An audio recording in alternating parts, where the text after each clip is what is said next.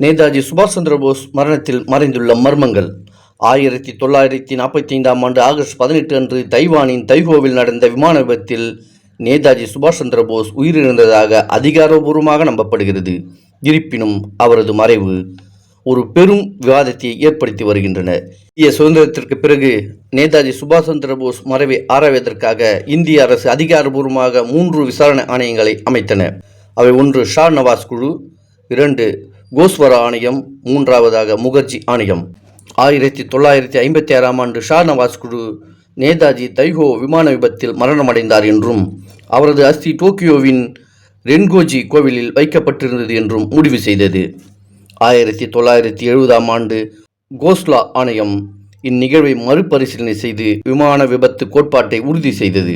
1999 முதல் 2005 வரை முகர்ஜி ஆணையம் ஆராய்ந்து 1945 ஆகஸ்ட் 18 அன்று தைவானில் நடந்த விமான விபத்தில் நேதாஜி இறக்கவில்லை என்று திட்டவட்டமாக இந்த ஆணையம் மறுத்தது.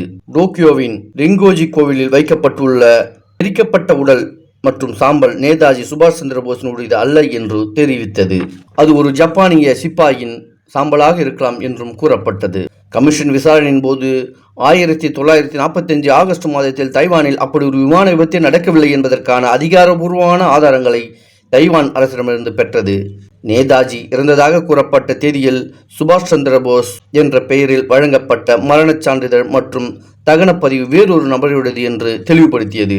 இருப்பினும் 2006 அன்று நாடாளுமன்றத்தில் தாக்கல் செய்யப்பட்ட இந்த முகர்ஜியின் கமிஷன் முக்கிய கண்டுபிடிப்புகளை அப்போதைய இந்திய அரசு ஏற்றுக்கொள்ளாமல் நிராகரித்தது. கருத்துக்கள். 1945 அன்றைய காலகட்டத்தின் அரசியல் சூழ்நிலை மற்றும் பிரிட்டிஷ் நிர்வாகத்தின் பிடியிலிருந்து நேதாஜி தப்பிப்பதற்காகவே இந்த விமான விபத்து திட்டம் ஒரு பாதுகாப்பு போர்வையாக உருவாக்கப்பட்டது என்று நம்பப்படுகிறது. நேதாஜி சோவியத் ஒன்றியத்திற்கு தப்பிச் சென்றதாகவும் அங்கு ஒரு சைபீரியாவில் உள்ள ஒரு தொழிலாளர் முகாமில் சிறை வைக்கப்பட்டிருப்பதாகவும் அங்கே இறந்துவிட்டதாகவும் கூறப்படுகிறது. உத்தரப்பிரதேசத்தில் பிரபலமான 1985 வரை அயோத்தியில் வசித்து வந்த குப்னாபி பாபா என்ற துறவி உண்மையில் தலைமறைவாக இருந்த வயதான நேதாஜிதான் என்று ஒரு நம்பிக்கையும் இருந்தது. இருப்பினும் இதைத் தொடர்ந்து அதிகாரபூர்வ விசாரணைகள் இதை மறுத்தன.